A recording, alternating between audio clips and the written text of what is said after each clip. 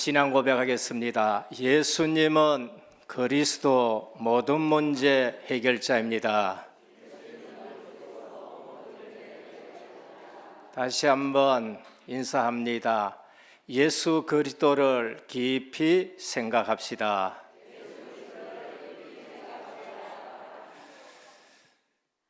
지금 저희는 선교의 달로 지키고 있습니다. 본부의 모든 훈련들이 우리 교회에 그대로 적용이 되어야 됩니다. 그냥 훈련은 훈련이고 다음에 훈련 마치고 그거하고 상관없는 것이 아니라 그 훈련이 앞으로 우리 은혜교회 자체에 그대로 이루어져야 그것이 내 것이 되는 겁니다. 오늘은 시험을 이기고 전도하는 교회란 제목을 가지고 말씀드리겠습니다. 어떤 분이 신앙생활 하다가 시험 들어서 한참 동안 교회를 안 나오다가 이제 갈급해서 지나가다가 어느 교회에 예배 드리러 들어갔습니다. 들어갔는데 마침 그날 그 교회에서 설교하는데 건축 헌금을 드리는 설교가 나와버렸어요.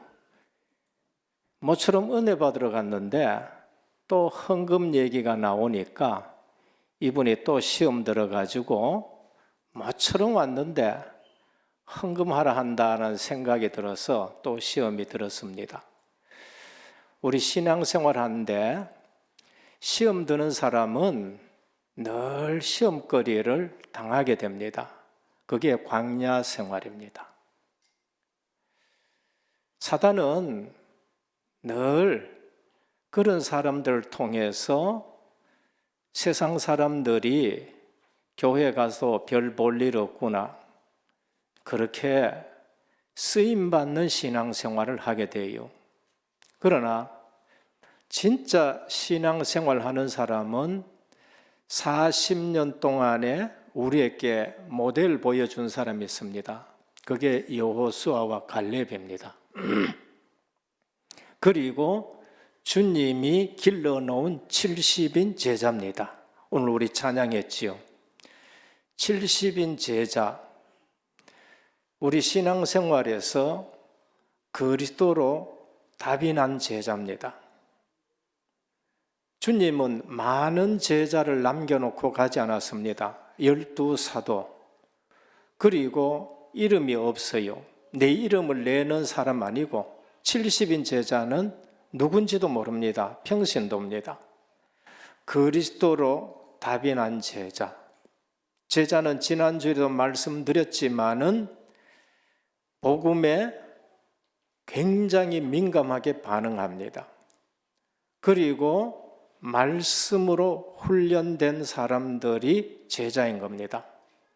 여호수아 갈렙은 구원받고 나서 그 피언약 하나 설명하고 체험했는데 40년 동안 불평 안 하고 원망 안 하고 하나님이 모세에게 하는 말씀이 그대로 성취되는 것을 보면서 따라가요.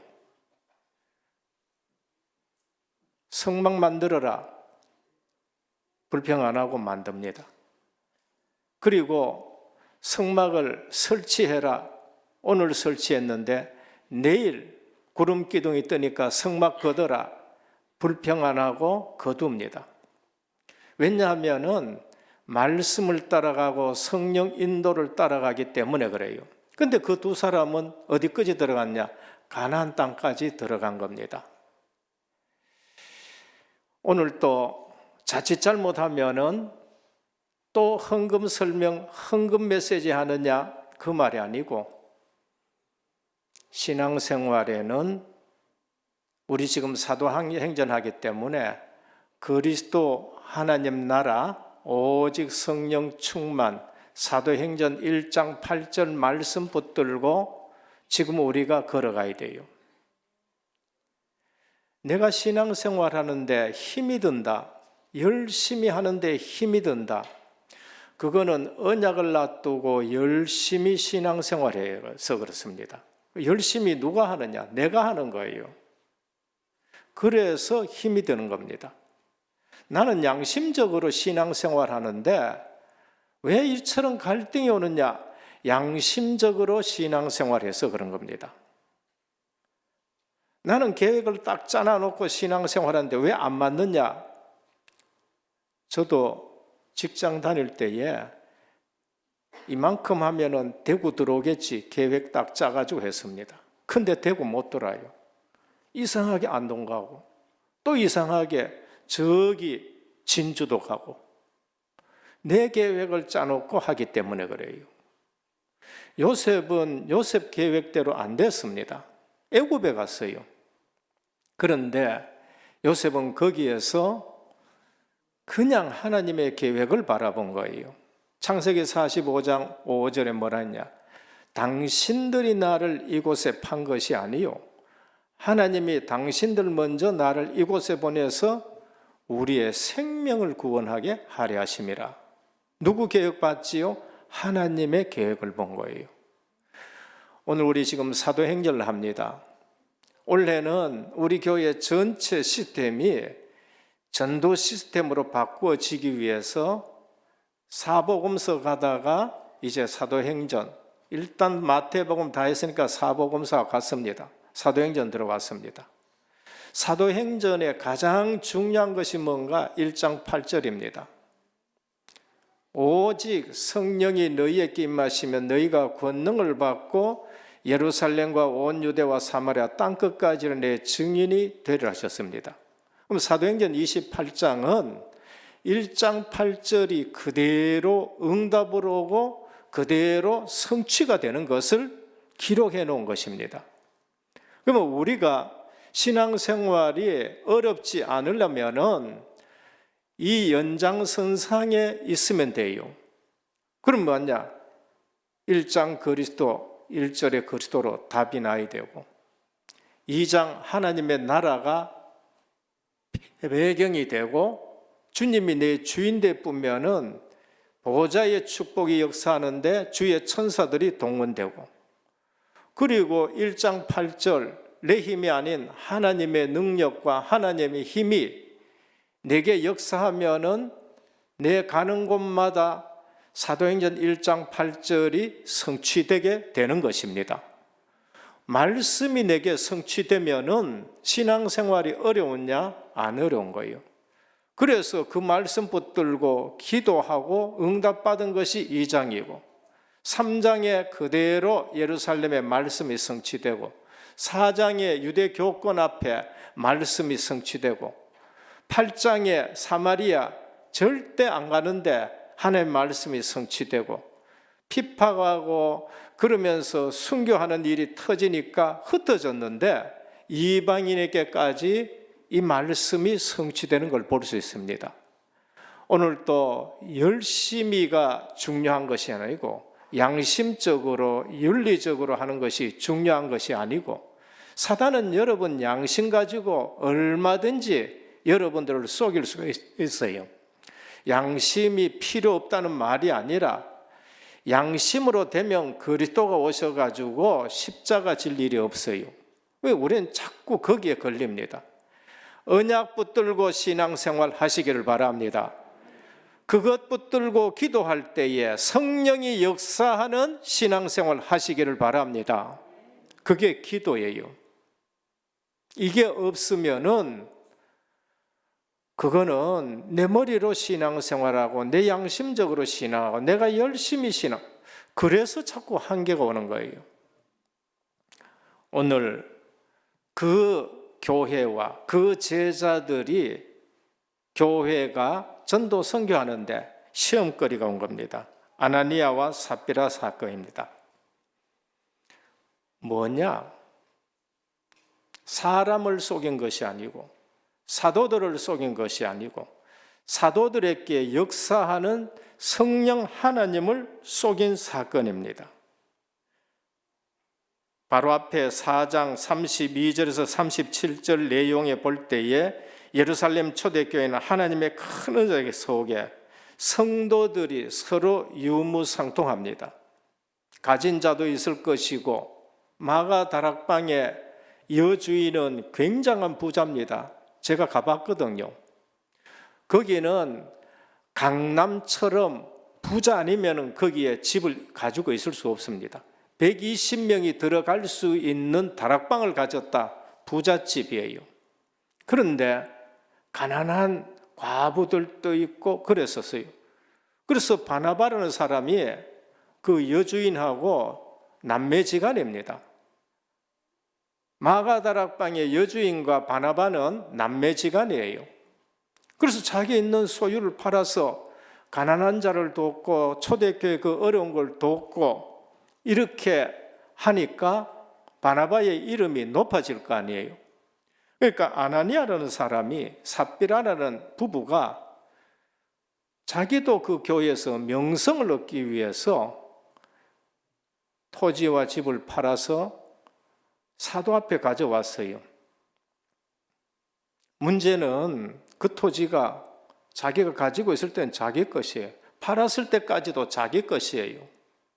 그런데 가져와서 반을 가져왔으면 반 가져왔습니다. 3분의 1 가져왔으면 3분의 1 가져왔습니다 하면 좋겠는데 다 팔아서 가져왔습니다 그런 거예요. 하나님이 안 속으시는 거예요. 그래서 베드로의 말에 의해서 아나니아가 죽게 되고 조금 있다가 삽비라 왔을 때에 또 물으니까 또 다 가져왔다 그래요. 또 죽게 되고 부부가 다 죽게 되는 걸 볼 수 있습니다. 이 사건을 제대로 이해하지 못하면은 자칫 하나님께서는 우리에게 혹독하게 심판하시는 분으로 보여질 수 있습니다. 그러나 하나님은 이 사건을 엄격하게 다루신 배경에는 그만한 이유가 있는데 그게 뭐냐? 사단의 역사이기 때문에 그런 거예요. 오늘 보면은 말씀에 베드로가 이르되 아나니아야 어찌하여 사단이 내 마음속에 가득하여 성령을 속이고 그랬습니다. 사단의 역사가 사도들을 속이고 주의 종을 속이고 성령을 속인 것입니다. 처음으로 복음의 전진 기지가 될 교회 내부를 틈타 교회를 약화시키는 거예요. 교회에 거짓이 들어오면은 성령이 역사하지를 않습니다. 내 인생에 죄가 들어오면 하나님과 우리 사이가 단절되는 거, 그게 창세기 3장이에요. 비록 우리가 구원 얻었을지라도 하나님과 우리 사이에, 비록 원죄가 해결되었을지라도 하나님과 우리 사이에 죄가 들어오면은 하나님이 역사하지를 않아줘요. 그게 다윗입니다. 그래서 다윗이 침상이 썩도록 주님 앞에 회개를 하면서 뭐라고 했느냐? 주의 성신을 내게서 거두지 마소서. 구약에는 하나님의 일하는 사람은 성령이 그 사람 위에 임할 때에 블레셋도 물리치고 낙이 턱배 가지고도 수천 명 죽이는 성령이 역사하는 일들이 납니다. 그러나 언약을 놓친 삼손에게 성령이 역사하지 않으니까 쇠고랑 차고 눈이 빼어지는 일들이 난 거예요. 그래서 다윗이 성령을 내게서 거두지 말라고 말한 거예요. 초대교회가 지금 예루살렘 마가다락방 교회가 얼마나 중요하냐. 앞으로 사마리아 교회, 앞으로 안디옥 교회, 앞으로 마게도냐 교회, 에베소 교회, 두아디라 교회, 전 로마 교회의 모델이 될 교회에 처음 시작하는 교회에 사단의 역사가 있어서는 안 된다. 속이는 일들이 있어서는 안 된다. 그래서 하나님은 교회가 너무나도 중요하기 때문에 이러한 것을 끊어내는 부분을 우리에게 말씀합니다. 문제가 되는 것은 사단은 이들 부부의 명예를 이용해가지고 우리 신앙생활은 명예를 위해서 하는 게 아닙니다. 우리 신앙생활은 지위를 위해서 하는 것이 아니고 우리 신앙생활은 공명심 때문에 신앙생활하는 게 아닙니다. 그래서 신앙에 거짓 요소가 들어옴으로 인해서 교회의 순수성과 교회의 일치를 깨뜨리기 때문에 하나님은 그것에 대해서 엄하게 끊어내는 걸 볼 수 있습니다. 이 사건을 통해서 하나님은 교회의 성도들의 봉사의 동기가 순수한 사랑이 아닌 불순하고 자만이고 공명심이고 명예심이 된다는 것은 매우 위험하다라는 것을 말합니다. 그래서 우리가 오직 복음이란 말을 우리는 굉장히 자주 쓰고 많이 얘기합니다. 제가 제일 마지막에 깨달아지는 말이 뭔가? 그게 오직인 거예요. 처음에는 그리스도로 담나니까 얼마나 좋아요. 근데 신앙생활을 하면서 그러면 내가 이제까지 신앙생활을 한 게 뭔가? 복음 중심이 아니고 율법에 축여져 있다. 근데 깨달았는데 왜 안 됐냐? 체질이라는 거예요. 체질이 계속 그런 체질이 45년 동안 있었던 체질이 자꾸 나를 그쪽으로 돌리는 거 있지요. 그래서 마지막에 답이 뭔가? 오직이 아니면 내게는 또 그 체질이 나오게 되고 또 그 체질 나오고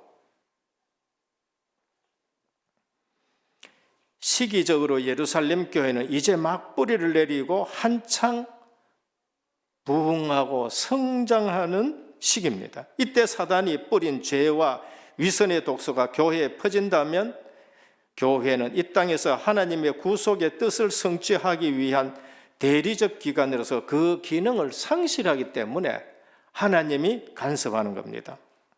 그래서 사단의 음모로부터 교회의 순수성을 보호하기 위해 사단의 하수인이 되어 성령과 교회를 기만하는 아나니와 삽비라에게 하나님은 징계하는 것을 볼 수 있습니다. 이 사건을 통해서 우리에게 주의해야 될 교회가 뭔가? 교회 내의 작은 죄가 온 교회에 위기를 줄 수 있다는 거예요. 그게 가장 크게 주는 교훈입니다.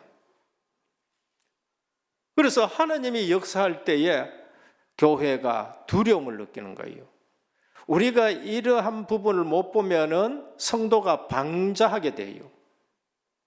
이러한 부분을 못 보면은 어느 날 교회의 분위기는 헌신하려고 하는 사람들은 헌신하지 못하고 방자한 사람들의 말에 눌려가지고 그러면서 교회가 교회의 기능을 못하게 되는 거예요. 그래서 교회에는 언제든지 건전한 치리가 있어야 된 것을 말합니다. 하나님이 살아계셔서 친히 교회를 감찰하신다는 인식이 모든 성도들에게 알려지게 되는 사건입니다. 그래서 이 사건 이후에 누가는 그 이후에 교회가 든든히 세워지고 현장에는 복음과 전도와 치유의 역사가 일어나는 것을 기록한 것을 볼 수 있습니다. 오늘 주의해야 될 교회는 교회가 능력 있는 교회가 되기 위해서는 내적 순결을 유지해야 된다는 겁니다. 오늘날 수단과 방법을 가리지 않고 외형적인 성정에만 몰두하는 교회는 얼마 가지를 않습니다. 수단이 인간적이더라도 약간의 부정과 거짓이 개입되더라도 그 목적과 결과만 좋으면 그만 아니겠느냐 아니한 생각이 오늘날 한국 교회를 무력화 만드는 거예요.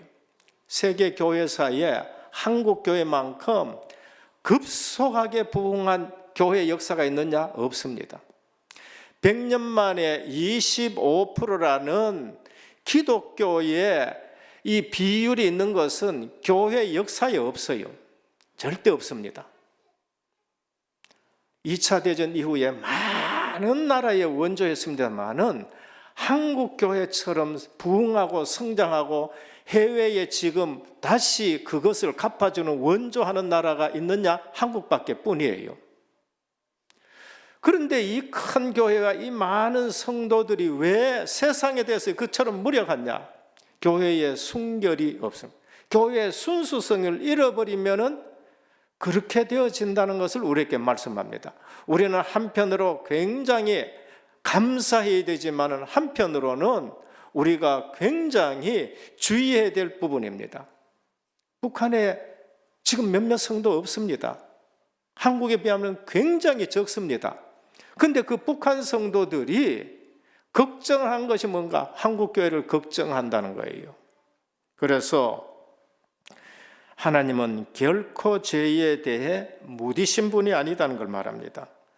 특히 그리스도의 피로 사신 교회가 죄악된 수단과 방법으로 오염되는 것을 결코 묵과하지 않으십니다. 만일 그런데도 아무 문제가 없다. 그것은 하나님의 구속의 뜻을 이루는 주님의 몸된 기관으로서의 기능을 포기한 교회가 되는 겁니다. 오늘 이 본문을 통해서 우리는 얼마나 많은 헌금을 드렸고 얼마나 큰 봉사를 했는가, 가시적인 것보다는 더욱 중요한 것이 있습니다. 그게 뭔가 하면은 하나님 보시기에 얼마나 정직한 헌금을 했느냐, 얼마나 사랑이 동기된 봉사를 했느냐 하는 것이 오늘 우리에게 주는 메시지예요. 헌금 많이 하라는 말이 아니에요. 적게 하라는 말도 아니고요. 얼마나 내가 하나님 앞에 정직한 헌금을 드리고 명예로, 그리고 보이기 위한 거, 그거 말고 얼마나 내가 정직한 헌금을 드리고 얼마나 사랑의 동기로 내가 주님의 교회에 몸된 교회를 섬기는가, 그게 중요하다는 겁니다. 오늘 또 은혜교회와 우리 한국교회에 하나님의 거룩한 두려움이 회복되기를 주님의 이름으로 축원합니다. 교회는 교회의 순수성을 지켜야 돼요. 그게 없으면 불신자가 교회에 올 이유도 없고 우리가 하나님의 자녀로 살아가야 될 이유가 없는 것입니다. 첫 번째입니다. 교회의 시작이 나의 시작이 되어야 됩니다. 나의 시작이 교회의 시작이 되어야 돼요. 이 두 가지가 떨어지면은 그 사람은 종교인이 되는 겁니다. 마태복음 16장 16절입니다. 너는 나를 누구라 하느냐? 주는 그리스도이십니다. 살아계신 하나님의 아들이십니다. 바요나 시몬아, 네가 복이 있도다. 내가 이 반석 위에 내 교회를 세우리라 하셨습니다. 나의 시작이 교회의 시작이에요. 네가 복이 있도다. 이 반석 위에 내 교회를 세우리라. 교회의 시작이 나의 시작이고 나의 시작이 교회의 시작이 되는 겁니다. 이게 안 되면 교회하고 나하고는 분리돼야 돼. 예배 드릴 때는 하나님의 임재를 느끼는 것 같은데 나가면은 교회하고 나하고는 상관없고 내 동기, 내 욕심, 내 생각대로 살아간다. 그거는 교회의 시작이 나의 시작이 아닌 겁니다. 가정이 교회입니다. 초대교회의 시작, 큰 건물 만들어 놓고 시작한 게 아니에요. 마가다락방 가정이 교회의 시작이에요. 그리고 누디아의 집이 교회의 시작이고 브리스길라 부부의 집이 교회의 시작이고 가이오의 집이 교회의 시작입니다. 사도행전 1장 1절 8절입니다. 교회의 시작은 약속으로 시작합니다. 예루살렘 떠나지 말고 아버지 약속하신 것을 기다리라. 그 약속을 붙들고 있는데 오순절이 임하면서 교회가 시작이 되는 거예요. 1장 14절 교회의 시작이 마음을 같이하여 오로지 기도에 힘썼다. 교회의 시작은 기도 속에서 시작됩니다. 어느 누가 깃발 들어서 되는 것이 아니고 약속을 붙들고 기도하니까 성령이 역사해서 교회가 시작이 되는 거예요. 오늘 또 성도님들은 기도의 비밀 누리시기를 축원합니다. 왜 성도님이 힘이 없느냐? 교회의 시작을 놓쳐서 그렇습니다. 성령의 충만함과 성령의 역사하심을 놓치면은 아무 힘이 없어집니다. 성령이 떠나갔다가 아니라 성령이 역사하지 아니하면은 성도는 힘이 없어요. 그게 삼손이라니까요. 다윗이 그래서 그거를 두려워하는 거예요. 12제자 분명히 사복음서의 제자입니다. 근데 계속 문제만 일으켜요. 근데 이 언약을 붙들고 오순절 체험하고 나니까 누구도 두렵지 않는 힘 있는 제자들이 됩니다. 교회의 시작은 오순절로 시작합니다. 각 사람 위에 불의 혀 같은 능력이 임했습니다. 각 사람 위에 차별이 있었느냐? 없다는 거예요. 사도들 위에도, 70인 위에도, 디아스포라, 저 멀리서 온 소외받는 사람들 위에도 각각 각 개인에게 성령이 임하신 겁니다. 은혜교회에는 차별 없기를 주님으로 축원합니다. 성령께서는 차별 없이 누구에게나 능력으로 임하시게 되는 겁니다. 그거를 우리가 누리셔야 됩니다. 3장 1절에 10절 현장의 증거가 나타났습니다. 언제? 시작이 그리스도일 때에. 시작이 그 사람에게 돈이 아니고 동전이 아니고 안전뱅이에게 시작이 그리스도일 때에 증거들이 나타나게 되는 거예요. 우리 모든 성도님들 그리스도로 시작하기를 축원합니다. 그리스도로 시작해야 돼요. 4장에 보면은 박해를 이깁니다. 증거 가지고 있으면은 누구도 말을 못합니다. 은혜교회 성도님들이 증거를 가지고 있으면은 누구도 말을 못해요. 대제사장도 말 못하고 나중에는 예수 얘기하지 말라고 그냥 보내라는 거예요. 그래서 증인 되시기를 축원합니다. 증인 되셔야 돼요. 저는 이 자리에 올라올 때에 우리 성도님들 뭘 말 가르치려고 올라오는 건 아닙니다. 늘 하는 기도가 있어요. 증인으로 서게 해 주옵소서. 그냥 증인으로 서는 거예요. 예전에는 제가 설교하는데 예전입니다. 큰 부담을 느껴요. 왜? 말을 잘해야지. 매끈하게 설교해야지. 그것 가지고 사람이 변해요? 아니에요. 증인으로 서셔야 돼요. 현장에 말씀 붙들고 기도 응답 받고 증인으로 나가시기를 축원합니다. 시작이 시험을 이기고 시작이 말씀과 기도에 전무하는 것이 교회의 시작입니다. 자칫 잘못하면은 구제와 봉사, 사도들이 거기에 매이니까 교회 안에 다툼이 일어나고 그래서 중직자들이 세워지면서 말씀과 기도에 전무하리라 여기서부터 시작이 되는 겁니다. 둘째입니다. 참교회는 음부의 권세가 절대 이기지 못한다. 성경적 교회입니다. 많은 악한 영이 시험을 가져가고 옵니다. 보통 시험거리가 아닙니다. 교회에는 외부의 시험이 있고 내부의 시험이 있습니다. 어떤 면에서는 외부적인 시험은 오히려 교회를 더 하나 되게 만들어요. 왜? 가짜들이 못하니까요. 핍박이 오고 박해가 오면은 누구만 모이느냐? 제자만 모이게 되는 겁니다. 어쩌면은 하나님은 그래서 처음 교회가 시작될 때에 가짜들은 못 오게 하기 위해서 핍박이 오고 박해가 있었는지 모릅니다. 여러분, 가서 사역을 해본다든지 설교를 해본다든지 하면은 설교자가 느끼는 게 있어요. 그게 뭔가 하면은 모인 숫자가 중요하지 않고 거기에 누가 모였냐에 따라 가지고 메시지 전하는 사람에게 하나님이 주시는 영감이 있어요. 적게 모였는데도 제자만 모인 데는 정말로 메시지 전하는 사람이 느낄 만큼 성령 역사하는 걸 느껴요. 어떤 데는 많이 모였는데도 제자가 아니고 불신앙한 사람 모였고 원망하는 사람 모였고 그러면은 원하는 메시지가 안 나갈 때가 있다니까요. 초대교회는 핍박 때문에 다른 사람은 못 왔어요. 제자들만 모였어요. 그러니까 거기에 더 큰 역사가 일어나는 겁니다. 오직 아닌 자는 못 오는 거예요. 내부적인 시험이 있습니다. 이게 더 무섭습니다. 교인 중에 연약한 자를 사단은 늘 이용합니다. 교인 중에 말씀 놓친 자를 통해 가지고 과학적이지 아니하다, 윤리적이지 아니하다, 응강 안 맞는다, 맞는 말이에요.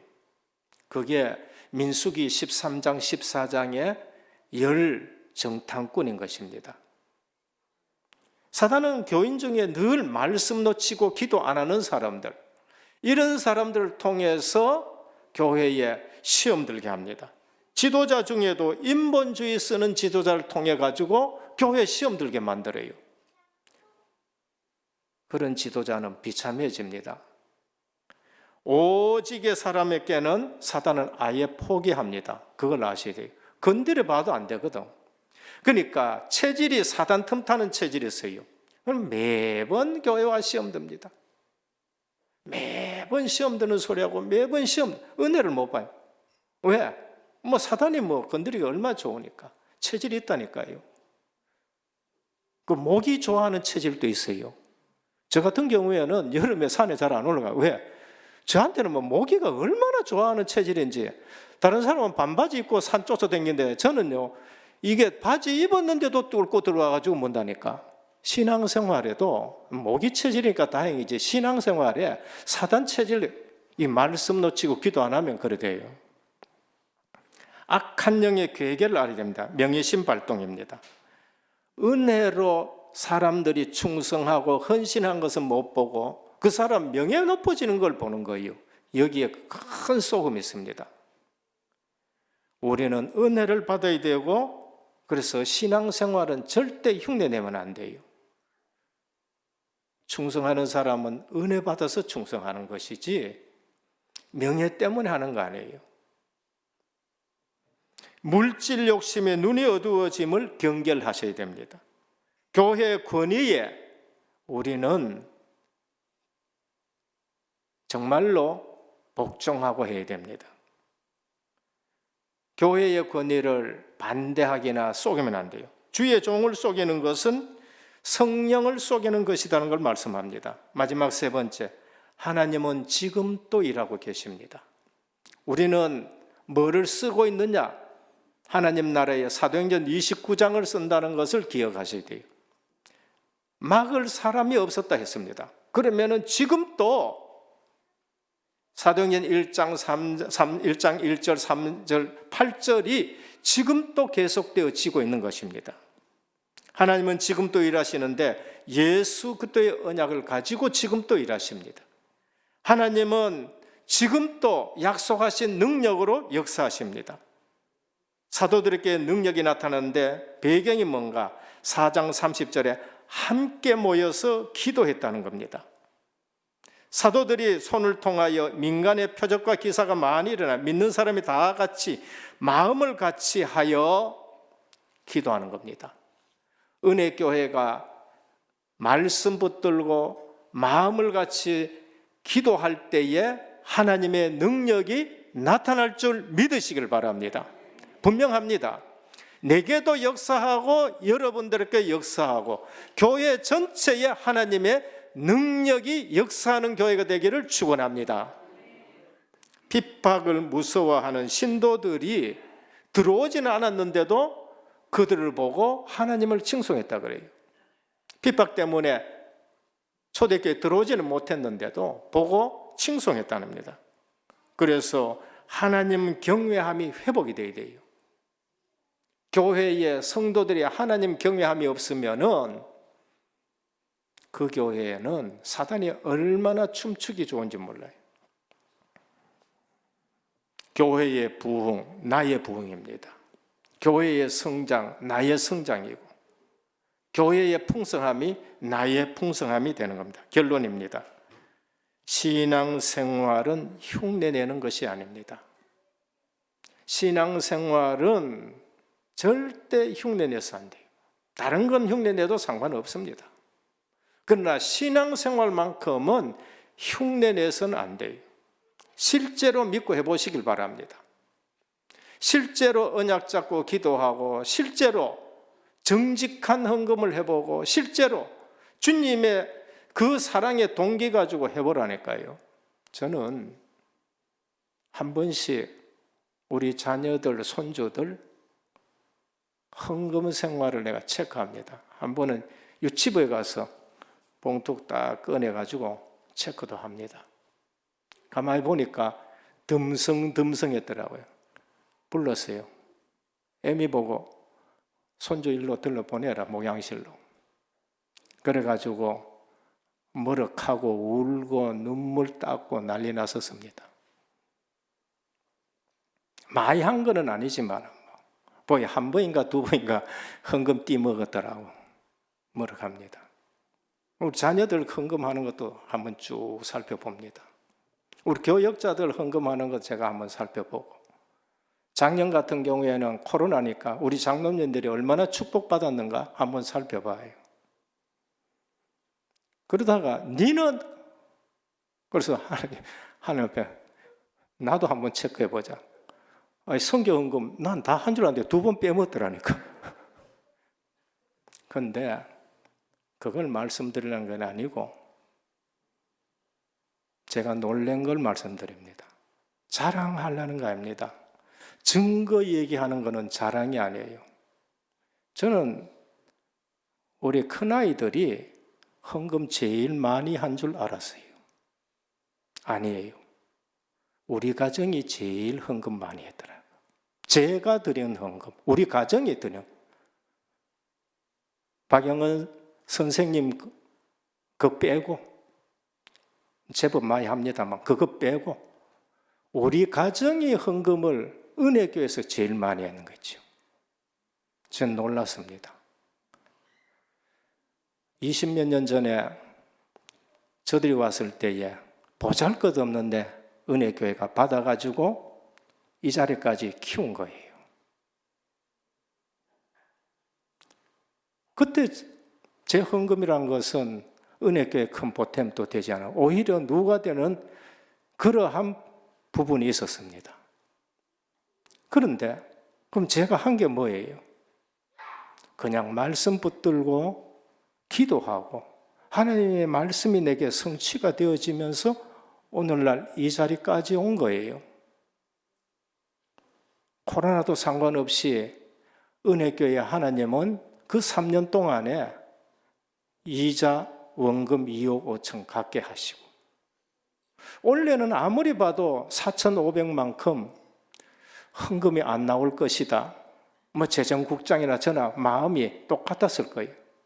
그런데 하나님은 선교대가 얼마나 중요한지 5,010만이 나와가지고 인생 고만 가져오게 된다. 신앙생활은 흉내내는 게 아닙니다. 하나님이 역사하는 거예요. 작년에 장자의 축복이라고 말씀했습니다. 2배씩이나 우리는 축복받는 그러한 교회가 되는 겁니다. 우리 교역자 중에 보니까 마음에 들게 자녀 교회가 김대성 목사님. 우리 손주보다 더 잘 키고 저도 선교 헌금 탁탁 매달마다. 여하튼 뭐 안 빠지고 흉내 내지 말고 하셔야 돼요. 말씀 붙드는 거 흉내 내지 말고, 기도하는 거 흉내 내지 말고, 헌금하는 거 흉내 내지 말고, 정말로 주님 앞에 우리가 한번 해보시기를 바랍니다. 둘째, 하나님이 중요하게 여기는 거 중요하게 여기셔야 돼요. 사람들이 중요하게 여기는 거 말고 시대와 분위기에 따라 중요하게 변하는 거 중요하게 여기지 말고 하나님이 중요하게 여기시는 거, 그거를 우리가 중요하게 여겨야 돼요. 아벨 피 언약 중요하게 여겼습니다. 사무엘 등불 켜는 거 중요하게 여겼습니다. 하나님의 음성을 들었어요. 다윗은 주의 성령 충만한 것을 중요하게 여겼습니다. 마지막 3번째입니다. 모든 시스템을 전도 시스템으로 만들자. 그리고 후대가 그걸 보도록 해야 돼요. 우리가 전도 시스템을 만들고 정말 말씀 성취가 되고 기도 응답되고 전도 축복 누리는 거, 그 후대들이 봐야 됩니다. 그래야 우리 은혜교회가 계속적으로 하나님 앞에 쓰임받고 든든하게 세워지는데 복음 명문 가정 되기를 예수 그리스도 이름으로 축원합니다. 주님 감사합니다. 40년 가면서 원망하고 불평하는 사람이 있는가 하면은 여호수아 갈렙처럼 언약 붙들고 따라가는 사람이 있습니다.